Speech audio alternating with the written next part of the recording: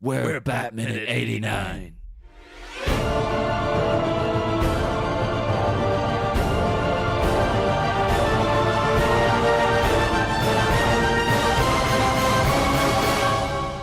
Greetings, citizens of Gotham, and welcome to Batminute 89, the show that causes you violent, deadly, allergic reactions as we investigate Tim Burton's Batman 1 minute at a time. I am one of your hosts, John Parker. I am the other host, Niall McGowan. Yes, and joining us again today is the reigning, defending, undisputed podcast champion of the world, Crystal Beth. Wow, that's the most epic. I just started punching the air. That was an epic introduction. Thank you. That's your official title now. As like someone who like is come on like pretty much. Is it all of the movies by minutes, or is it like just most of them now? Or well, there was some. I actually just saw a post from last year that in my memories from Facebook that was like, I've been on almost every Movies by Minutes podcast, and that was when there was only 8 of them. Yeah. So I keep getting on more and more, but they're starting at such a crazy rate that I've done, I think, 30 of them, but there's like 70 now. 70,000, isn't Yeah. it? 70,000, yes. do you ever see like one start up and you're like, oh god, it's just like Yeah, I'm like, oh, another one. Or one where I'm like, I hope they ask me, because I hate asking because I don't want people to feel pressured for me to be on there because they might not want me. I can't talk a lot about everything, and I'm also not the brightest about everything. So Yeah. they might want real good people. So I never want them to feel like, oh God, Crystal Beth asked me. I guess we have to have her. Yes, welcome to minute 53 of Batman. The minute starts with a prancing Jack, and it ends with a grisly visage of 2 dead models. This movie is a roller coaster. How do you go from that to that? That's crazy. In 1 minute. yeah. I've got things to say about that picture of the models, but yeah, we got like a little bit of Jack still spinning. Just keep spinning. And then we cut to. It goes off stage left. Well, our left, actually. Not slightly different. Just imagine then Jack Nicholson having to stop and like, ooh, that was pretty. That was a bit much. It's like, Yeah. but then we get a shot of a very, very anxious to get past the gates van coming out of Axis Chemicals. It's just like how many beeps does it have to give? It's just like brr, brr, brr, brr, brr, brr, brr, brr. It's like oh. Maybe the horn short circuited. I don't know. People do this at my work because I'm at the front desk of where I work, and when people want me, they'll press the bell, but they'll press it about 6 times. They'll go bing, bing, bing, bing. Oh, it's like, Jesus God. Christ. I always remember that being the only thing I remember from the Da Vinci Code movie. Is that when Tom Hanks and Audrey Tautou go to was it London or Paris? I can't remember. But like, See, that's how little you remember. I think it might have been London because I think I had a kinship of like, oh, they don't know English bus drivers because like, they're trying to get off the bus and then there's like a little button you press the ding, and Tom Hanks is just going like ding ding ding ding ding ding ding. I was like, oh, that bus driver must hate him. Just like, Yeah. it's like he's right next to the bell. He heard it the first time, But Oh, yeah. and He'd be it's getting shouted just at. because you're ringing it a bunch of times doesn't mean he's going to stop for you any sooner. It's like he'll stop. It actually might take longer. Yeah, pretty much. But like, There are legal requirements about where they can stop as well. They're not allowed to let you off unless it is a designated bus stop. Yeah. So there you go, Tom. yeah. It's like feel bad for having to tell off Tom Hanks, like everyone's favorite guy, Tom Hanks. But like, listen here, dip. It's like, Well, Tom, if you want to defend yourself, come on the show. We're always open. Come on. but I do have to say, like, I've tried to see this van coming out, and I've slowed down. I have to say, this is actually a very good shot as well, considering that Axis Chemicals is a model. This shot of the van coming out of it's like, this is actually really well done, because I was just, that's just a building, but apparently no, it's just a superimposed shot of like a van coming out of some other gates and the model put in behind it. But there's a lot of great model work in this. Like some of it you cannot tell. But Yeah. I've tried to I've got it actually frozen now to see what it says in the side of the van. I can't quite make it out. It's like all longer, Rusty Richard Australia? I don't know. Yeah, I'm going with that. That's clearly what it says. But like it's one of those ones like it's not even in the age of like freeze frame. Like could that van be captured? To be fair, we are doing this off the DVD. We probably should have bought the Blu-ray if we wanted to do that. Yeah, we did the same thing with the Fifth Eleminute. I was like, oh man, this isn't as clear as it should be. But it's okay. That's the problem. Oh, gee. But then I couldn't rip the movie. Oh, geez, we're getting into a whole technical thing. Yeah, then we got a cut to the shot of and a very kind of like. Oh wait, I had a question first. Actually, I've just thought. Yeah, go ahead. This has only just occurred to me. Why is the chemical plant still in operation after all the things that happened to it? Not too long ago. Would the police not have locked this down?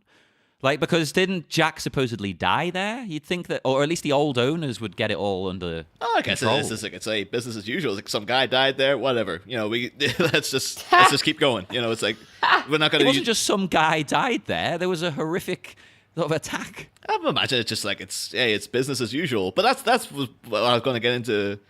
And my point here in a minute is that. Judging from the Joker's lair, it looks like he's staying in Axis Chemicals. Like this is where he set up shop. And then we have this bit. We have a line of these canisters and a very sort of almost looks like an old friggin' Donald Duck cartoon or something of just like. You can imagine that, dun, dun, dun, dun, dun, dun, dun, dun, like that Powerhouse song playing as everything's happening. But I'll splice that into the audio. And then the scientist here, looks like he's sweating a bit, but he's still rocking the bow tie. He's just trying to look as professional as he can. And the first thing I do when it gets a bit warm, I'm loosening that tie. Oh yeah, so he's very dedicated to this look. It's like remember when Bruce Wayne when him and Vicky were like. Everything was relaxed in that date, but he's still the tie right up the top button, still buttoned. It's like, dudes, you can let it go a little, Plus the Joker as well. He's always got the freaking the bow ties and the ties just done right up. It's like, guys, just relax a little. It's okay. He's a fancy man. He can't relax. You couldn't be more different with Heath Ledger's Joker in that kind of style, because if he was wearing a bow tie, it would be like.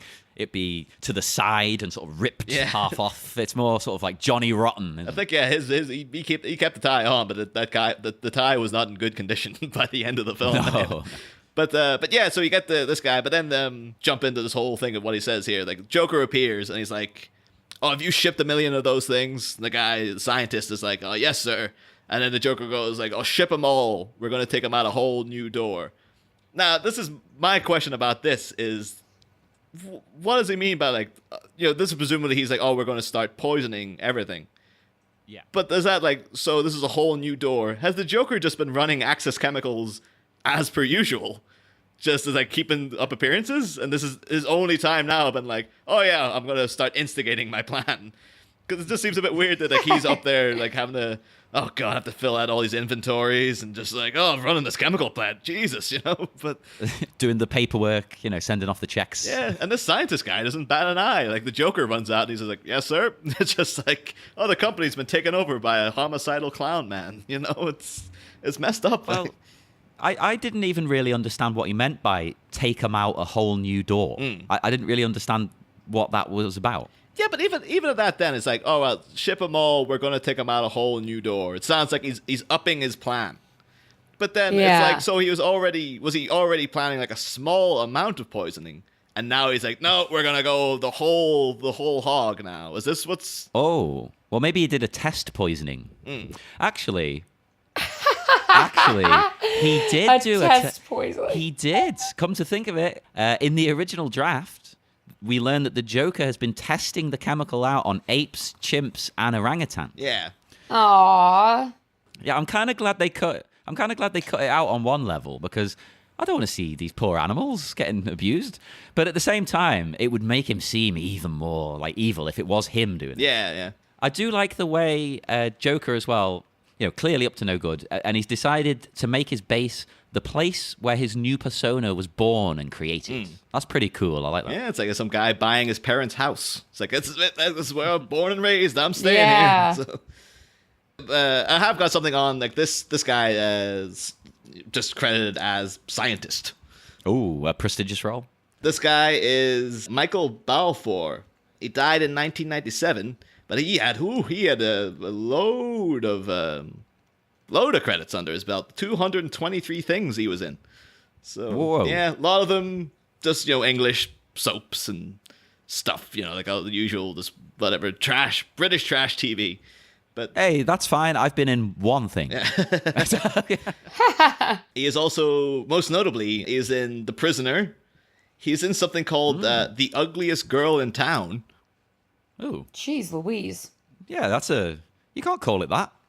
No. And then he's also in a thing called The Sea Shall Not Have Them, which I don't know if that's any relation to The Ugliest Girl in Town, but it's like, this is things have drastically increased in between films.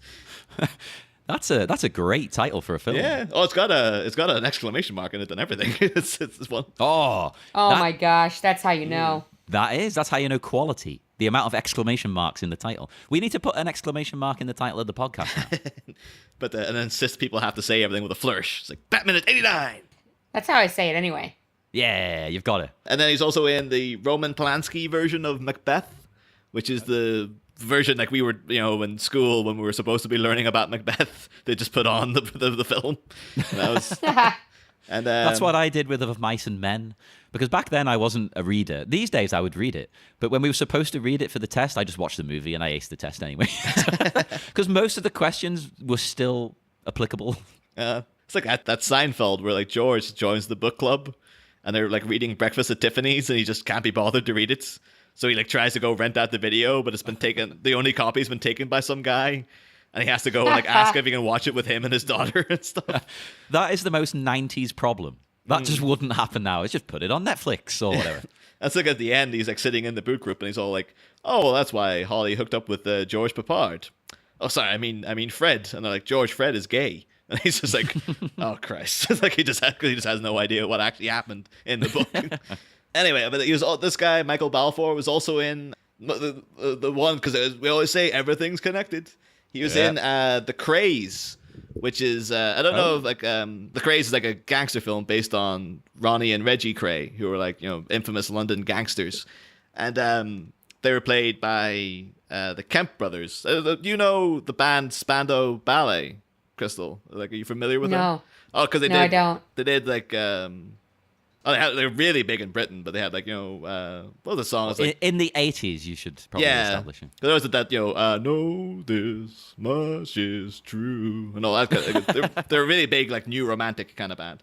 But the two guys from that band played Ronnie and Reggie Cray, and to this day it's still kind of like that's weird casting. But oh yeah, well they did a recent version of that movie there as well. That's what I'm coming to, because in the recent version, both Ronnie and Reggie were played by Tom Hardy, who of course would go on to play Bane in The Dark Knight Rises. So there you go. Connected to Batman, everything comes back to Batman. Yeah, obviously he had to do it in a kind of like a Parent Trap-esque. He's playing both parts, but now I want to see Tom Hardy do The Parent Trap, make a remake of it. That's it. The only way you can improve The Parent Trap is just like, just Tom Hardy's just in it now. Like doing his Bane voice. I'm dying to see what he does with if he's playing Venom, because he's not going to just give him like an ordinary voice. It's going to have to be like no, yeah. I've just had Tom Hardying it up here. He even does it in Dunkirk. Even when he's just saying, he's like, "I've got 2 on my 6." Like, what? But anyway, that's Michael Balfour. So hey, sadly passed away though. Yeah, tragically. And but then we have after the Joker has his we're taking them out a whole new door. He does like exits with a flourish. This casts his head back, cackling, and then just swings his arm over and like runs off the screen. I was like, holy, that looks like that could potentially wound you if you weren't careful, like leaving a room that way. It's crazy. Well, it's interesting you say crazy, because I thought, he's gone full crazy. And I'm pretty sure to succeed at crime, you probably shouldn't go full crazy. You never want to go full crazy. No. But it's just like I just enjoy someone taking so much joy in what they're doing and probably having the head going back, laughing at it so much. Oh, I want to be that happy. Mm. It sounds painful, honestly. It's like, you ever you laugh so hard it hurts. And I can't imagine being that happy. I'd be like, oh, this is painful. My face hurts. My stomach hurts. Sometimes I do laugh so much that my stomach goes into like spasms.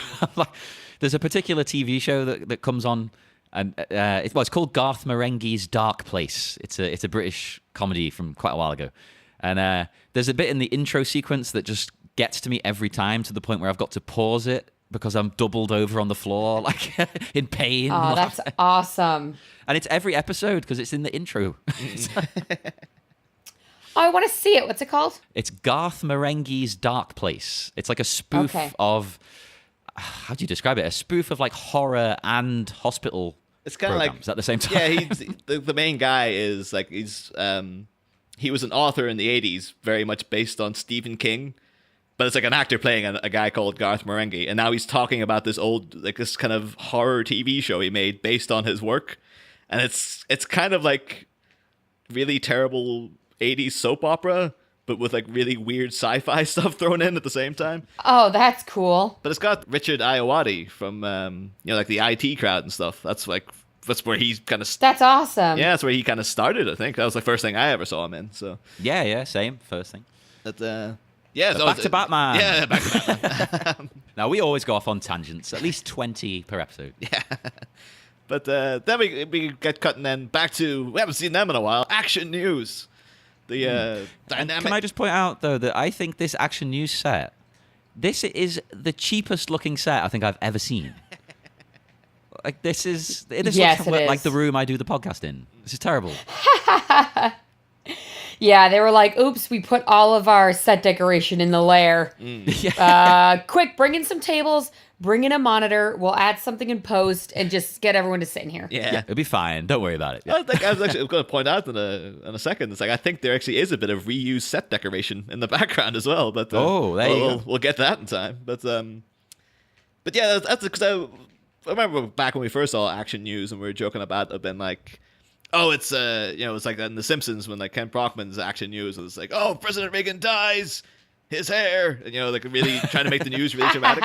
But actually, weirdly enough, last night I was watching, I had a friend over and we stuck on Child's Play in the background, and the news station in that is called Action News.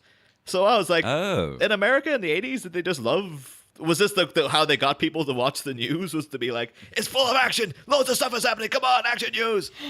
I feel like that's what it's like now, honestly. At least here. Yeah, when we put on American like news, because we can get some US stations, can't we? When we put it on, it is very different to ours. Ours is very boring. Yeah. Very dull. I want that. Yeah, but the thing is, ours is supposed to be neutral. Like, it's supposed to be like there's no sides taken by the BBC and all this kind of stuff. And yet, like, America's very blatant with, like, you know exactly whose side Fox News is going to be on. You know exactly whose side CNN's going to be on. It's like they wear the bias on the sleeve almost, really. But Yeah. Although, At least it's honest, I suppose. yeah, I mean, yeah, the BBC does have its own agendas. They're just not quite as they're not as open about it as the thing. But Well, I mean, if I probably said this last time, but if there was a station called Action News, I'd be watching the crap out of that one. That's a great Yeah, right? name. Me too. Action News, Jesus. it could be just it'll be like the opening the Dark Place. It'll be like the guys running with babies on their arms and explosions behind them and stuff. It's like, holy crap! Did you see Action News? There's so many explosions today. Well, then at Action News, though, we see the newsreader, which I thought her name was very interesting because she's Becky Narita, which is a Japanese surname, but she doesn't look Japanese. I mean, maybe She could be married. She could be. I did. Yeah. Oh, we can check we can as we go. We can check the hand and see what's going on there. Yeah.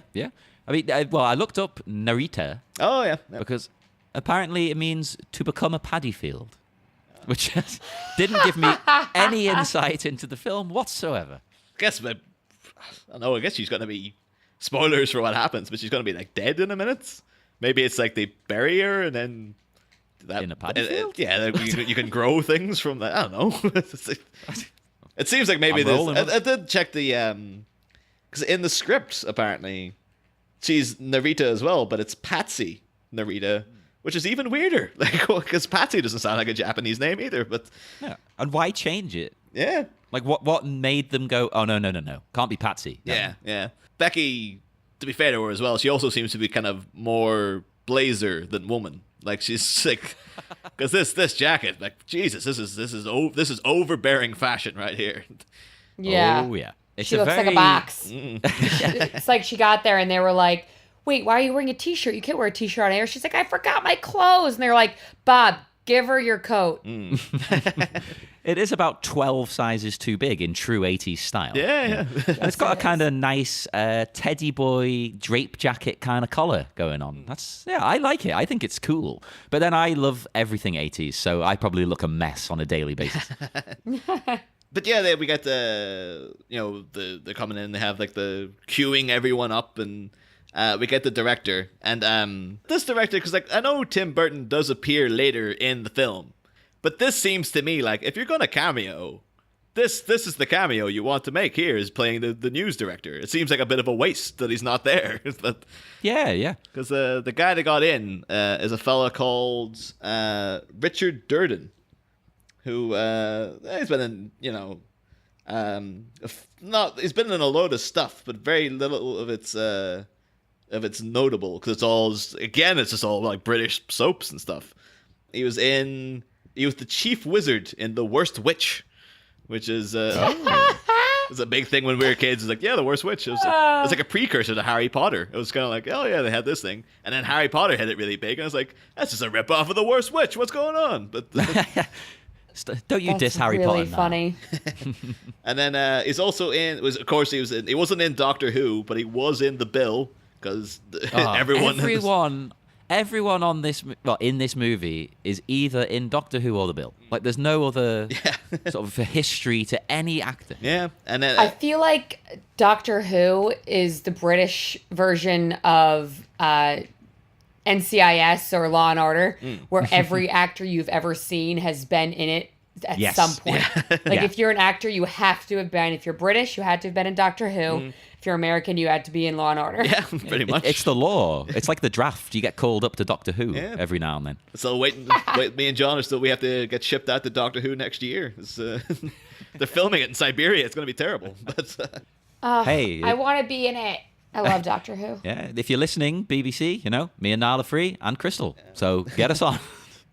But the other thing that Richard Durden was in a prequel to 9.5 Weeks, which is the first 9.5 Weeks, which is only notable because 9.5 Weeks is the film that kind of made Kim Basinger. So it's a bit of a weird connection there, but that's the thing he was in. Why is there a prequel to that? Interesting. Yeah, apparently so. Like it looks like I've seen like on the IMDb like the cover.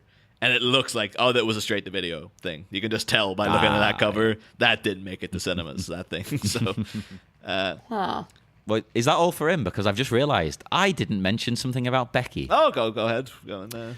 I didn't say who plays her. She's played by someone called Kit Hollaback. Yep. Or Hollaback. Hollaback. Yeah. Hollaback. Oh, how did I not think of that? Yeah. Has anyone verified if she's a Hollaback girl, or is that? She ain't no Hollaback girl. Oh, I really wish we could just play that now for like the full duration of the song and then come back to the show. That's the thing. That song is just 2005 for me. Because I remember first moving to like university, and in the halls I moved into, just Hollaback Girl playing all the time. So it's just like, late summer of 2005, Hollaback Girl. That's where it was at. So, well, Kit Hollaback, as she's called, she was. I'm not sure if she still is a comedian.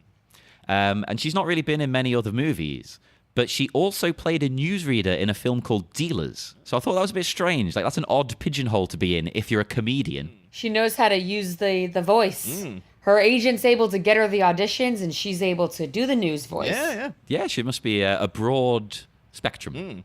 It's just like, the comedian, you'd want to be funny, but I guess maybe her thing is like, I'll do like a very dry, straight-laced kind of characters. That's my humor, that kind of thing. But yeah, maybe she wants a break from all the humor. Yeah, could be. Maybe. And then she gets this and has to laugh. Comedians hate laughing. I can imagine. I mean, that's all you're doing like all night.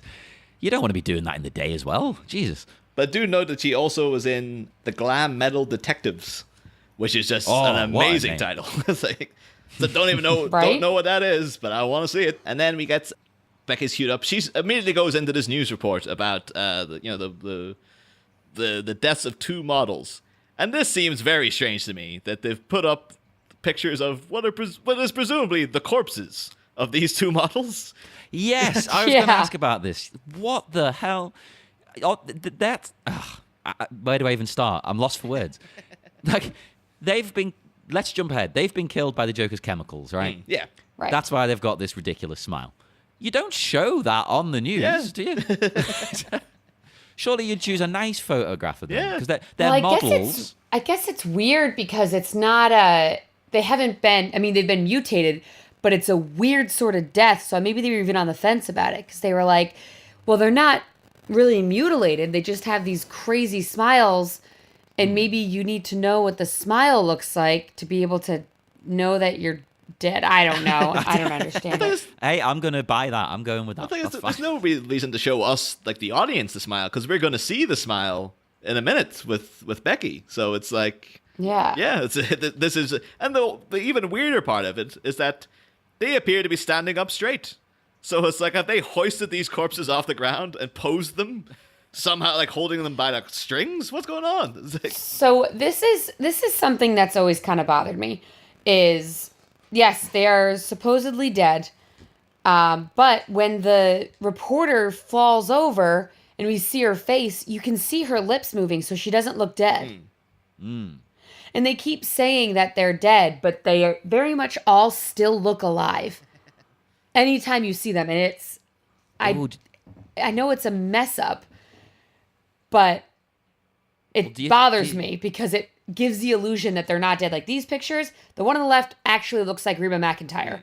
Like she looks alive and like Reba McEntire. And then when Becky flips over in her chair, when she's on the ground, she has her face all smiled up and her mouth is still moving.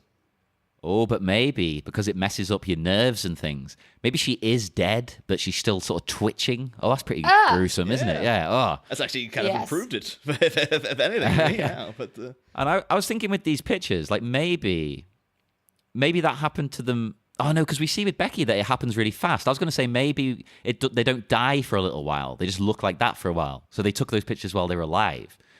So no, that can't be the case because it happens fast. All I can think then is they've done the Victorian thing. You know, like Victorians used to sit the corpse up and take pictures of the family sat with it. That must be it. But even then, it looks like there's no visible chair. So it's like, are they standing or do they have to prop them up on a stool? Like, what's going on? A hoist. Yeah, it's absolutely bizarre. But yeah, well. Well, we'll get even more into these 2 in the next minute. Oh well, yeah, throughout the next minute and then into next week and everything, we get a lot more of Candy Walker and Amanda Keeler, as apparently they're called. Here on the Model Chat podcast. Yeah.